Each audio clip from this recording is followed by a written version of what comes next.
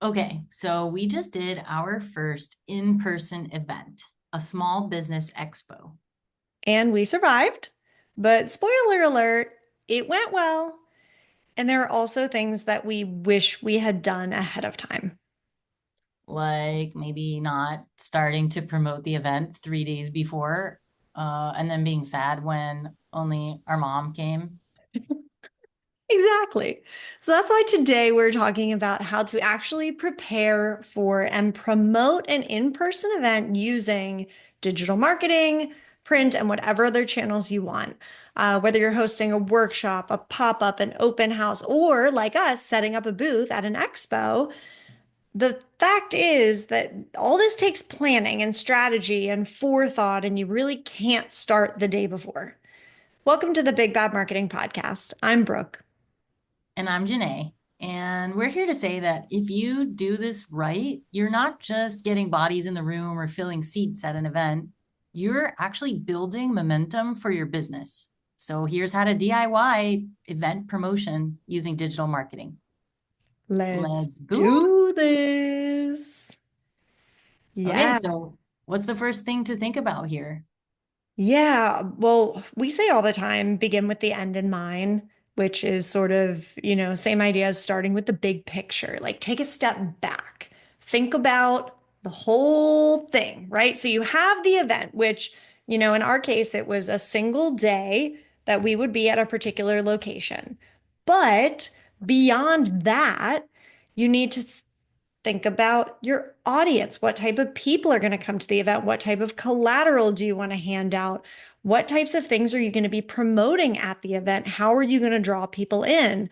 And then from there, thinking backwards to in the weeks, and hopefully you give yourself space to say months leading up to the event, how are you actually going to connect with people to let them know about the thing you're doing and to get them to commit to showing up to support you? Oh, yeah, which leads back so easily to a thing we talk about with clients all the time, which is tell them what's in it for them, right? And Absolutely. I was going to say, when we're like, okay, what do we think about when we're starting to plan this? Like, we think about thinking about it. Like, that sounds so silly, but it's So like meta. exactly what you said. What type of event is this? And who is it for? Who's going to be coming? And then from there, it's like, well, what is the end goal? What do we want those people who are going to attend this event to do? Do we just want to build some brand awareness? Are we trying to make actual sales on the day of? Are we building relationships with other people who are in our network and might just be supportive other companies and brands alongside us? And all of that information comes together to help us build out details, which the details are like those nitty gritty pieces that actually are so important to forming the big picture plan that you have. Like, what day is it and what time? Is it multiple days? What is the location? And how do people go to it? Like, is it a seat where they sit and watch a conference? In our case, it was like a big space where they're walking around and we didn't need chairs or anything like that. But think about like if you're planning a wedding, like all of these things are things you have to think about, all these details. And if you work backwards, that's how you get to a holistic view of what the experience is going to be like for those people who are in attendance.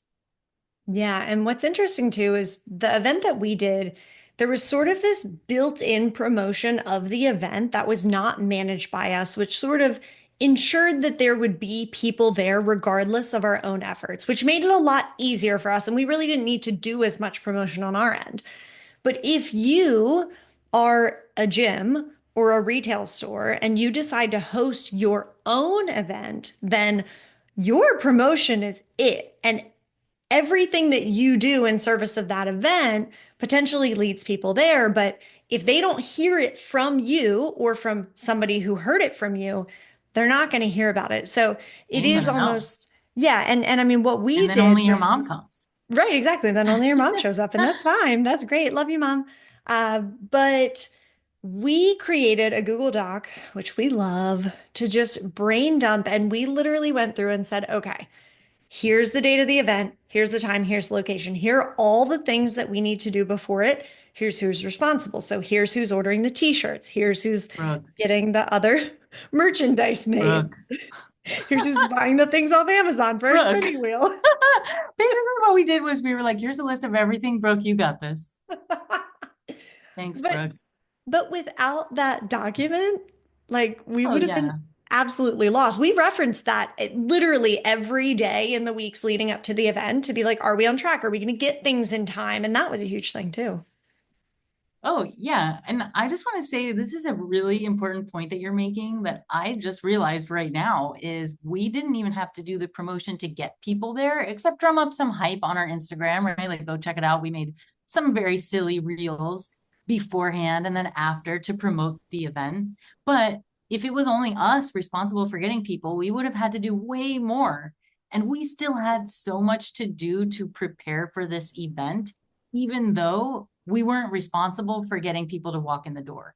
Like Yeah. we still had so much on the list of here's all of the things we're going to need to be ready when we are talking to people that I can't even imagine at this moment. What if we also had to get people to show up to that event, right? Right. Yeah. So we're going to help you figure that out so that you don't fall into that rabbit hole or totally miss the bus and then no one's on the bus. Yeah, absolutely. And one of the best things that you could do if you are promoting your own event is set up some type of RSVP situation, whether that's just like a Google form or they send you an email and say, hey, I'm going to be there, because that is going to be the best way to help you plan.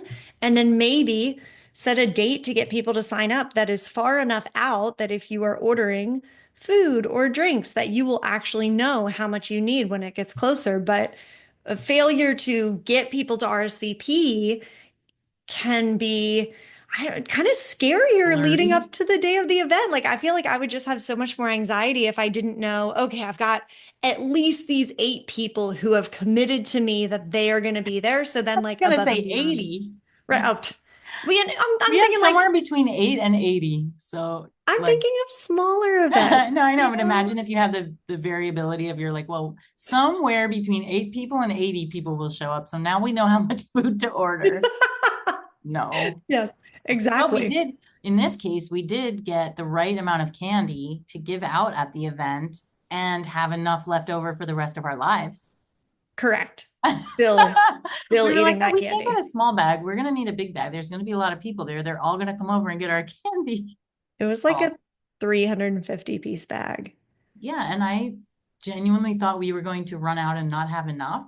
Yeah. That was very false. I think we had Halloween type of candy handing out in our heads. We're like, everybody's gonna take 2 to 3 pieces. Yeah. And that's Yeah. just not how it Okay, went. quick side note is a friend of mine is like, you know what I do on Halloween? I give out candy, but I also give the kids an option if they want a potato instead. A potato, like Okay. a trick, right? Like instead of a Okay. treat, do you want a trick? It's a potato. She says, you would not believe how many people take the potato. That is so interesting. And do what with it? Yeah, Just I don't know. I guess they have get it? a little laugh out of it. I'm not sure, but I just thought that was hilarious. So Sonoma, if you're listening, we all want your potatoes. That's so funny. I love that. Um, okay, before we move on to the next piece of this whole planning an event puzzle and promoting your event, I just want to also mention two really big pieces of this puzzle, which are the costs and your budget, because those things can grow very quickly and different costs sneak up on you and they add up. And the idea here is from the beginning to plan out a budget for yourself using some generous numbers so that you have a good sense of what is your all in bottom line amount of money that you're willing to put towards this. And then if you can do that and be pretty strict about capping that so that you're sure that the ROI, so the return on your investment, so it costs you, let's say, $100 to attend an event, and then it costs you $50 to buy the brochures and the flyers and the candy, your whole cost is $150. Ideally, you are going to get $150 or more worth of new business generated or networking relationships that will turn into money or sales at the event or money through the tickets that people buy, right? Like the idea here is to work smart and use non-vibes based math.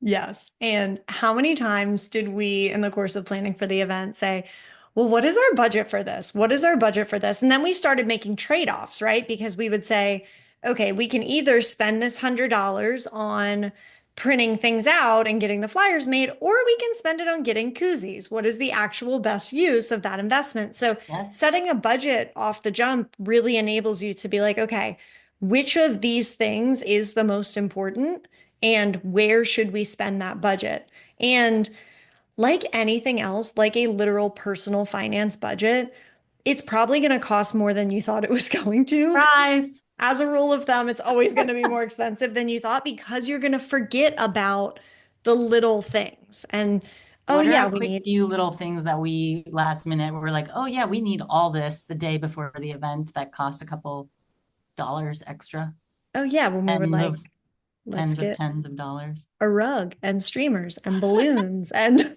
all these other things that were like, oh my gosh, we really need to fill out this space more. But they weren't on our original Google Doc and we weren't Hmm. tracking any of that. But we got there and we're like, oh, we need to warm it up in here. Brooke did talk me off the ledge of getting a confetti cannon. So thank you for Yes. that. That was probably an expense that was not necessary Yeah. and I maybe think would have made the neighbors mad. we dodged several of those types of expenses of like, Yes. no, we're gonna This is stop. what's so great about our balance is you keep me in check because I'm like, yeah, we need streamers and a exploding confetti cannon. And you're like, how about just the streamers? Yes, just pump the brakes. We'll be fine. We get this question a lot, which is like, who's big and who's bad? And we don't necessarily have a clear answer to that. But in this case, I'm like, oh, well, you're kind of bad cop. When I'm like, we need all this stuff. You're like, no, we don't need this stuff. Yeah. So Yeah. thank Okay, you. I could see Thank that. you. Yeah. Yeah. Bad cop with good And I'm intentions. big, crazy ideas. Yeah, yeah, yeah. All right. Yeah. Yeah, big crazy ideas, bad cop. I say, no, no, Janae, put it back. Yes. Yes. Yeah. Yes. Okay. At the bottom of all of this, I think the point is advanced planning for your in-person event, whatever that looks like, is the key because then you can figure out what it looks like and it dictates how far out you need to start promoting the event. And then this is all going to help you figure out which digital channels to market on. We haven't even talked about the digital marketing piece of this, which we're going to get to, but that's why we were using a document to track all of these things. So it wasn't just, what candy do we need to buy and which t-shirts do we need to order, but also which platforms are we going to promote on? When do we need to send emails? And who do we need to send those emails to? So if you want to stay on track while you're planning, do yourself a favor, get ahead of it. Because that really is the first step is getting clear on your big picture and planning ahead so you are not scrambling at the last minute. Yeah, and if you like this kind of step-by-step breakdown of things, we put a lot of this type of thing into our monthly newsletter. We share things that are helpful, entertaining, truly funny, and always tactical and actionable for you to do your small business marketing on a budget. So if you want to stay on top of those things, hop on in. Janae, tell them where they can get it. Well, visit bigbadmarketing.com/newsletter and put your email in there and sign up. Beautiful. Let's move into step two, how to actually start building the excitement. Once you have those foundational pieces and you're like, okay, this date and time, this budget, these type of people are going to be there. This is the amount of people that are going to be there. Now let's spread the word. Let's bring Yeah. awareness to it. So, how early, Janae, should you start to promote an in-person event online? Okay. I'm going to hot take you on this with like the most ideal scenario, I Okay. think, is 2 to 3 months. So 8 to 12 weeks is the most ideal. So that's assuming like you know about the event that far in advance and maybe even further so that by 8 weeks out, you are already ready to be posting about it and promoting it. Because think about like a huge concert coming to town. Like they're not selling that like the day before or 2 weeks before. In fact, they're going like 6 months, sometimes even a year in advance. People are buying tickets to events. So, depending obviously on the brand awareness and hype around what you're doing, you might also want to continue to zoom out and build awareness over time instead of just hot drop. But what do you think? 2 to 3 months? Does that seem fair for a business event? Yeah, that seems fair. And I think you could also consider this in the frame of what is the time commitment you are asking people for? If you Mm, are doing a multi-day conference, obviously that's something that you might start promoting 6 to 8 to 10 to 12 months out to ensure that people can actually commit to giving you those entire days. But if you're like, this is a happy hour kind of thing, drop in, drop out as you wish, for then locals. yeah, then I think 2 to 3 months is fine. But Janae, I don't know about you, but I feel like my calendar fills up 6 to 8 weeks out regularly. Like I already have trips planned. I already have things on my Yeah. mind, events, birthdays, get-togethers with friends. And if I don't schedule things out 2 or 3 months, I am booked up. And I think that's just called being an adult. Okay, quick question though. How often do you cancel those things like on the day of? Because you're like, Oh, I'm I tired. I mean, didn't realize how tired I was gonna be.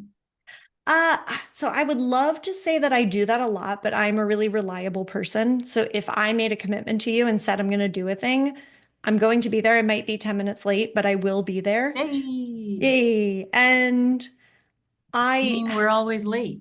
yeah, but I won't lie. When a friend texts me to cancel last minute, I'm like, score, that's amazing. But I I won't ever be the really, one to do it because I would feel so guilty.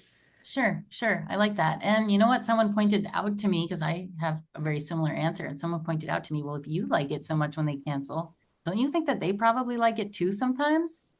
And I was like, oh, fine. Okay. I guess I got to Yeah. start canceling more often. I don't know. I think it's one of those things though, and we're getting off the rails, but I it always seems tempting to cancel, especially if it's on a Friday night when you're like, I'm already so done from this week. And the last thing I Hmm. want to do is get in my car and drive 30 minutes to go see these people and small talk. But I'm always glad that I did. So Yeah, oh, I I love that. prefer not to cancel because I know how nice it is when I do these things. Yeah, So it's very fulfilling. And I totally. also want to give like a fair statement on our behalf for Big Bad Marketing. We don't cancel on our clients and we don't cancel and not deliver or show up late with our delivery of whatever we say. We do keep our promises. In fact, we often suggest that we under promise and over deliver. So I Yeah. think your answer just tracks with that. We will show up and we are dependable. But anyways, back to the show. Back to the Um, show. All right. So we're talking about what are awareness we talking about today, Brooke? and making people aware of the event that you're having. 2 to 3 months out is a great timeline for it. So what are some of the digital and print materials that someone could prepare and share at this, Yeah, at yeah. this point? This juncture, this I was critical gonna say juncture, and I didn't juncture. know if that was too obscure of a word. It's too old people, I think. Oh, But that's I love okay. it. So, okay, awareness is happening 2 to 3 months out, and the goal of that is purely to let people know that the event exists. So, your digital marketing for that is going to look like a post about saving the date or a landing page on your website so that people can click from a social post to save the date to another place on your website where there's more information and they can get the information that they want, like, oh, when is it going to be and where and how do I arrive? And do I need to book a hotel? All that good stuff. Is there going to be candy? Right. And if you have an email list that is well targeted for the people you are hoping to be at this event, this is a great time to start sending out an email teaser, which maybe is just some preliminary information to let them know that more information is coming, but to keep their eyes open and keep their radars ready. Yeah, love that. I mean, it's the equivalent of a save the date for a wedding, right? You get it in the mail and you're like, okay, now I know that this date, I'm gonna block it off. I might block the weekend, but you don't have the actual details of the wedding and you don't have the time and the activities on the other days. So this is purely the wedding save the date. Just tell people when they need to block their calendar. You don't need to give them a ton more information, which, lucky for you, means you don't have to have things super well fleshed out 2 to 3 months out. Yeah, You you're can good. yeah, you can wait a little bit more. So then you go from this kind of broad announcement to wanting to actually engage people, build excitement, and stay top of mind. So that's It going to really happen. is like a wedding. It is. It is. So that's We're like getting engaged. We're one to getting two months engagement. out. So what happens, Janae, 1 to 2 months out, and what can you do, digital and print, to get people excited? Yeah, well, this is exactly the time. You've already let them know it's happening, and now you're getting them really excited about it, just as excited as you are, so that it stays top of their mind. So on that day, they're all ready and they have their clothes ironed and they're like, I'm on my way to this event. So you're going to do things like a behind the scenes post. So people see you sorting through flyers or t-shirts or merchandise or preparing your booth if it's an expo event, for example, or like if you're having a speaker come in, maybe you're doing some quick clips of the speaker to be like, here's what you can expect. Yay, we're so excited. This is your chance to be presenting digitally sneak peeks. And then in terms of print, this is a really good time to send out a mailer. So if you've never done a mailer, this is a great idea because it really does build both awareness and excitement for people because now they know about it and they're like, cool, look at this. I'm going to go meet big and bad in person, right? And then you can also do some posters if you have places to hang those or flyers around town and hang them up. And another really good one is putting promotional cards or little pieces of paper and pamphlets at other businesses where your audience frequents and might see them and be like, oh, this is coming up. I'm interested. And they'll grab one and take it with them.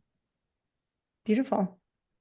All right, so our goal there, just stay consistent, stay top of mind, get people excited, and then 2 to 4 weeks out Ooh, we're is getting close. we are getting close. So this is the time where we actually want commitments from people. I want to know, you know, you got my digital save the date, but now I want to know that you're actually coming. So this is when, from a digital standpoint, what are we going to do, Janae? We are going to ask them if they want chicken or salmon for dinner. Beautiful. Aside from that, we are going to we're going to get them to say yes to the dress. Man, this is way too many wedding puns here. Okay, we're going to give very clear, on a more serious note, we're going to give very clear CTAs, calls to action. We're going to tell them exactly what we want them to do in all of our outbound marketing. So a social post is like, give us a thumbs up below if you've already got your ticket, or better yet, buy your ticket. The link is in the bio. This is your opportunity to do a drip campaign or start sending some email blasts to further that excitement and get them to buy their ticket, sign up. And you're also going to want to use some urgency tactics here. This is when you're like, hey, you still have 4 weeks out. We're offering a special price if it's an event that costs money to have a ticket for, or just to reserve your seat, even if it's free, like snag your seat because there's only 50 available now and the rest are at the door. There's limited spots. So this is really your chance to be like, hey, come on, are you coming? I need to know. Yeah. Brooke, what would you suggest is like good print materials for this stage? Yeah, so we generally like mailers for things if they're targeted enough, but you can also do just like a handout with RSVP QR codes. So, say you're a Ooh. gym and you want to do an open house to try and attract new members. Maybe you just leave them on the front desk when members are coming in and out and kind of hand them to people as they go. Hey, grab a friend, come to this event, scan the QR code because we're going to have snacks and drinks and whatever it is. But yeah, I mean, I'd love like a postcard to a warm lead, but anything where you can just physically give them something that has that very clear CTA and says either, scan this QR code or go to my website to buy your ticket, reserve your spot, whatever that thing that you want them to do is. And this is a really good opportunity to stay focused on the value that somebody is going to get from being at your event. So if you are a female small business owner hosting an event for other female small business owners, then really focus on the connection and the networking piece of that and getting to bond with other female business owners in the community. And always, always, as we say, what's in it for me? Make sure that everybody that you are targeting with your digital and your print materials understands what's in it for me and why should I show up. I love that. And that is also so genuine and authentic because that's what people want to know. Mhm. That's what they want to know. What is in it for me and what am I going to get from coming here? And it's your opportunity to tell them and be excited about that. And while we're on that topic, I just want to extend an invitation to you, listener. Like, if you know someone who's preparing for an event or is thinking about setting up an event and is just totally unsure what to do, send them this podcast. Help them out so that they can figure out the exact next steps that they need to take to build their business, to drum up excitement and momentum. So people actually want to attend their event and it's not just their mom coming. And like you said, Brooke, we love you moms, but we are actually trying to build a business, and one person coming is not the way to do that. So if you know someone who's into this and could really use this advice, go ahead and share it with them. Beautiful. So now, Janae, it's time to hype it up. We're at the final week. Oh, week of, day of. Okay, this is hype week. Literally, it's hype week. It's what's that thing? It's like a pep rally. This is your time. Spirit week? What do they call it in high school when It was there's a like a big pep homecoming rally. game? Pep rally would be the event we're promoting, más o Yeah, menos. okay, yeah. Well, this is your opportunity to rely on some FOMO and push your people to get excited and show up. This is, don't miss this event. It's happening ASAP. It's happening tomorrow. It's happening Friday. And we can't wait to see you there and show them all the cool things that are going to be happening so that they're like, oh, I really want to go. I got to go. Okay, I'm coming. Mhm. And digitally, the way that you're going to do that is with, we love a countdown. So if you visit our website, we have different things roll out and we're like, here's the countdown. You can get your tickets here, or you can sign up until this time, or we'll open the sign up slots on this day. So check back and you see that timer running down and you're like, oh my God, I got to get my ticket, or I got to sign up now. And that's again, that urgency play. And then you can also do stories and reels. So a story is a great opportunity on like on an Instagram post, for example, because it's temporary. So it's not going to live on your page forever. It's going to stay there for 24 hours and give people the chance to remember quickly that it's coming, and you keep putting it in their subconscious. So this is a good time to do 2 or 3 different stories over the course of a few days. So people are constantly reminded that it's happening and they're not like, oh, I kind of forgot about that. Yeah. Yep. There's also a good one of my favorites is this line. It's see you tomorrow. And then you're like, I'm gonna see you tomorrow because you're coming to the event. Get it? Hasta mañana. Hasta mañana. And in terms of print, that might be like on-site signage at the place of your event. So if you have a Ooh. store, maybe there's a banner that's like event tomorrow, event today, something that you can reuse so it doesn't need to be completely branded for your event. You don't need to spend a ton of money on it, but it is a visual reminder that something is happening here. Again, balloons, streamers, these types of things that are going to attract people, maybe even not the people that you had invited previously, but if you're looking for walk-ins for Ooh. your event for an open house kind of situation, put some things outside that are going to welcome people in. Um, yeah, go Like ahead. a sign that says we have snacks inside. Yes, that would really Lure attract them people. in. Yeah, What's in it for me? make Snack. it fun. Make it kind of buzzworthy. Get people talking about it. Maybe you're raffling away a valuable item that you sell. Maybe you are going to give somebody free 3 months of, marketing consulting, but they have to be present to win. So use these types of teasers and things to draw people in and get them to hang out. I love this. We saw at the expo someone gave away like a 60 or 70-inch TV. So that's pretty cool because I'm like, I want a TV. Yeah. I sure hope that they did an ROI analysis on that one to make sure that the value of what they were hoping to get from the attending the event and having a booth at the business expo was worth the cost of a TV. Uh, Maybe we got to follow up with those folks and see how they decided on that. But nonetheless, as a consumer on the consumer side, I was like, that's cool. I want to win a TV. Yes. And I definitely dropped my business card in there. I Oh, did we not both win a did. TV though. Yeah, we Yeah. both. We did not We win a didn't win a TV. TV, but we did win 327 pieces of leftover candy from our Fact, own booth. which is probably better. Yeah. Yeah. Yeah. Yeah. Okay, so hype week, you got it. Like you hyped it all up, and now it's the day of the event. Enjoy it. Be present with the event. If you feel so inclined to like share a couple more videos or stories during the event of like, we're here now, you can still drop by, we're here for 3 more hours, or whatever it is, great. But otherwise, don't be too stressed. Don't put too much stress on yourself and just be present and do the thing. And remember to get footage of the event so you can follow up later and promote future events with actual footage of people at the event. Beautiful. Yeah, I mean that I think the follow-up piece of it can really put a nice ribbon on how you do events. So sending thank yous, sending recaps to people, maybe sending an email blast out that's thanks so much to everyone who attended. And, if again, if you did a raffle or something, and congrats to so and so who won the XYZ thing, so that people actually A know brand that new you were car. exactly that you're doing the things that you say, and it can just build momentum for future events. So come at it from a place of gratitude, make sure it's very focused on the people who attended and celebrate because it is no small feat to put on these types of events. It's exhausting, it's a lot, and kudos to you for getting it done.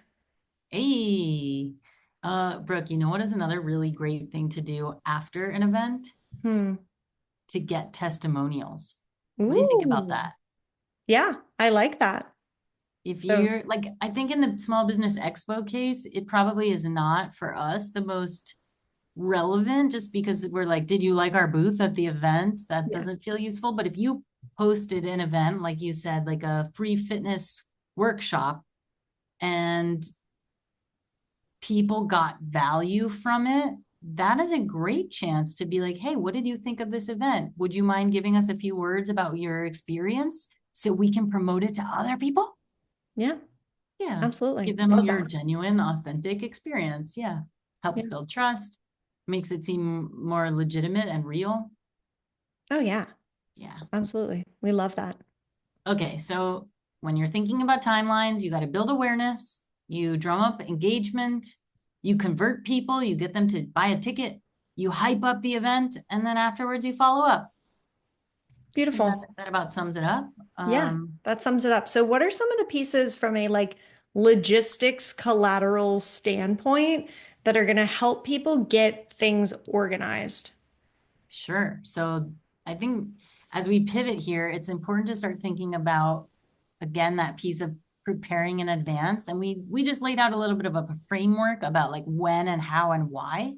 And this is your opportunity to layer on the schedule of when do you need to have content ready to post? And are you going to be able to throw that all together on the day that you want to put it up? Or do you need to have a graphic designer put it together? So you need to sort of place your order with them in advance of the days you want to publish things. So this is your chance to create an event landing page and an RSVP form and think about how long are those things going to take you? Do you do them yourself? Do you need to get someone on your team to do them? And how long in advance should they be up before the event? It's all going to depend on what the event is. And then graphics, right? Like if you have a save the date, or like I mentioned that we love the countdowns. If you're building out reels and IG stories and banners, those things need to be created. And the good news is once you create these, you can duplicate them and update the dates so they're templatized and you can use them again in the future. But they need to be made at least once so you can put them to use. And let me give like a shout out to a social media content calendar, or what we really rely on is an annual marketing calendar. And this is a great way to map out ahead of time all of the different things you're going to be doing for the year. And you can get more and more granular by making one just specific to social media and one specific to this event that you're planning. So you'll know exactly which types of posts, what type of content and visuals you'll need for those, and when they're going to be published so that you're not scrambling at the last minute. And the last digital piece here is going to be developing an email campaign flow. So do you need a drip campaign that goes through all of those pieces from awareness to engagement to conversion and then hype? Do you need one email that just lets people know? Do you need an email to people who did buy a ticket to remind them? So these are all kinds of things that you want to think about way ahead of the event so that it's all easy and ready to go when the event is coming. Yeah. And you think about from the timeline standpoint, if we're starting to do the awareness campaigns at 2 to 3 months out, that means that at least 3 months out is when you are actually going through and looking at the calendar and saying, here are all the things that I need to create. So it really is, it requires advanced planning. No way around Yes. it. If you take nothing else from this except that, plan in advance. Yeah. And I think there's a piece here where it's like, if you're just not a person who wants to build all this content ahead of time, that's okay too. But it is a good idea still to have in your back pocket that calendar and that framework so you know what to do when, even if that means the day of the event you want to build the reel, right? Like that's okay, but have it in your mind, like the plan of action and the dates. Yeah. Yeah. And this What do is, you think? I was going to say, the advanced planning piece is especially true when it comes to print collateral and any kind of signage, swag, handouts that you want, assessing the price of them to make sure it fits into your budget, and then maybe having to do some trade-offs and being like, okay, we want the stickers, we don't want the koozies, but then ordering them with enough advance notice that you can get them. So that probably will be, again, 2-ish months out from the event to ensure that you get everything. And we had a very sad instance where we ordered these amazing stickers with caricatures of our dogs, and we were so pumped. Yeah, they're there on the If you are screen. watching this video version, you can see Mr. Jackbird on the Yeah. screen. It's our And sticker. these stickers are awesome. And our event was on Thursday, and the stickers came in on Saturday. Boo. Boo. And we But also that's thought, the beauty of having evergreen items is if you buy it just for the event, be sure to order it way in advance because this we can that's, give out now. yeah, that's so And true. If you're doing like a themed event that's like, Women's Retreat 2025, and you are getting branded collateral for that, you better be sure you get it in advance because you're not going to be able to reuse it later. nope. Yep. Uh, okay. Anything else on print materials that and timelines and sort of logistics? No, I don't think so. I mean, you know, ultimately, let's just talk a little bit quickly about execution. Yeah. But I think if you take nothing else from this, it's that you need to plan ahead, create a document, get it all down on paper, start to think through the end to end and the experience you want people to have. Otherwise, it becomes the let me create the reel the morning of and then wonder why nobody shows up. Let me create the reel the morning of while I'm also supposed to be setting up the table Yeah. and picking up the food and. And. Okay, quick tips that I think could be useful are like you don't have to rebuild. I said this before, you can templatize the content. So once you create it, you can use it for a future event again. But to that point, you can also just batch the content. So you build it all today, 3 months out, and then guess what? It's all done. Look at that. You don't even have to think about it again. You can set it in a scheduler. Oh my God. Love that. And then another piece is the excitement and the hype that comes from being a real person. And this may be not your favorite thing, but think about those like sign holders. I think we've talked about that Oh, before. sign Sign spinners. We've holders. talked about them before. Yeah, Talented. but like even if it's just you going and handing out flyers or business cards, if you are part of your brand, that goes such a long way in making a genuine connection with a person and building the hype. So as much as you can do that, I say go for it, even if it's just you're already in Starbucks today or wherever you are, and be like, oh, by the way, I'm doing this event, and just tell people.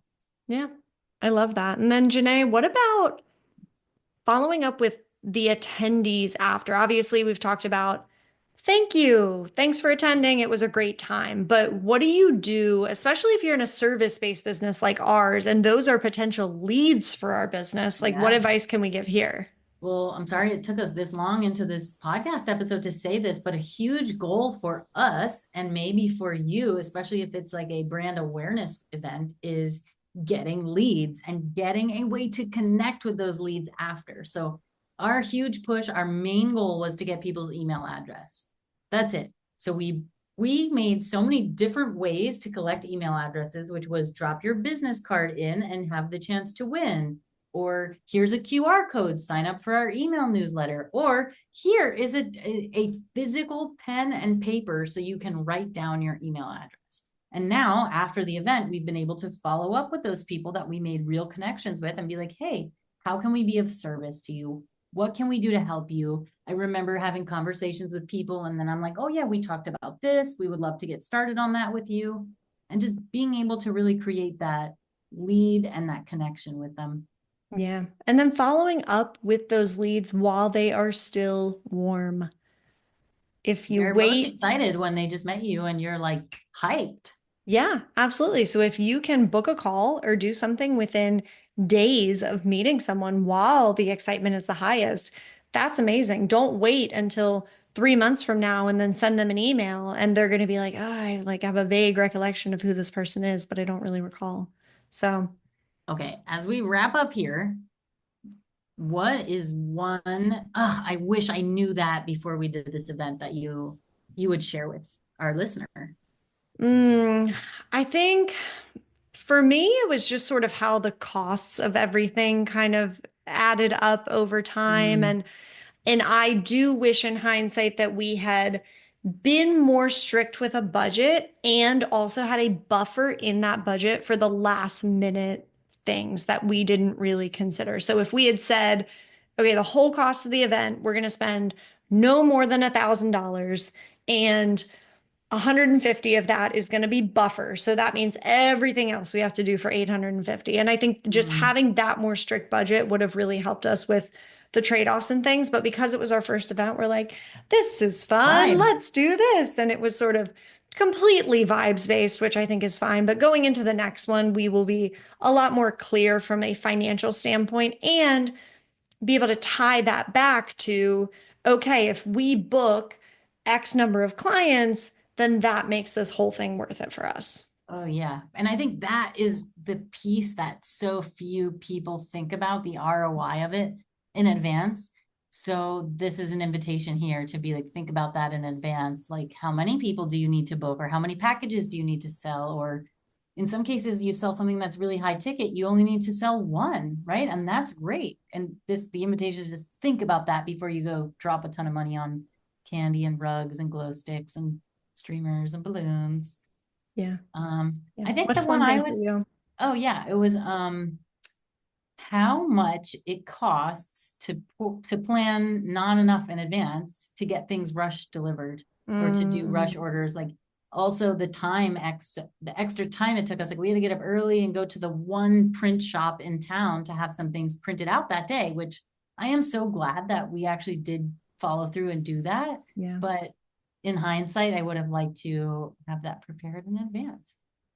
Oh yeah. And again, don't sleep on the planning piece of this because that is number one. And the earlier that you start, the less stressed you will be the night before. And so the night before the night before the expo, and we'll close up after this. But Janae and I are sitting at the kitchen table and we're like, oh, we need this thing and we forgot about this thing and we need to design this and then we need to find printers. And it's like 8 o'clock at night and we're like, who can we find to print this thing? And they'll get it to us in the morning. And Janae's like, we're going to be up all night doing this. And I was like, okay, one, I'm not going to be up all night. But came upstairs and my husband was like, that seems so stressful to me. I would not want to be doing that right now. And I think, again, it was our first in-person event. There was sort of, Yeah.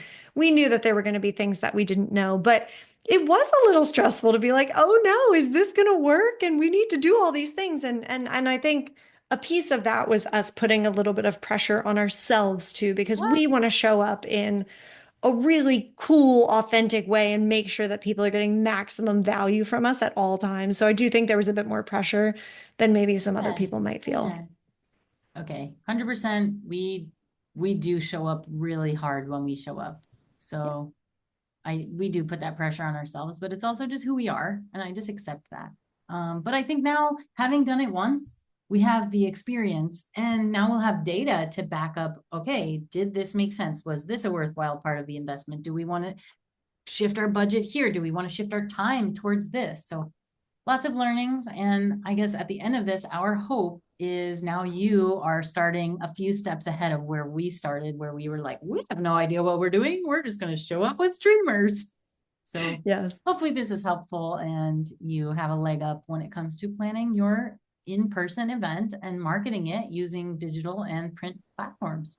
Yeah, amazing. And if you like this podcast, then please subscribe and follow us so you don't miss any of this big bad marketing advice. Woo! Woo! Thanks for listening. Cheers.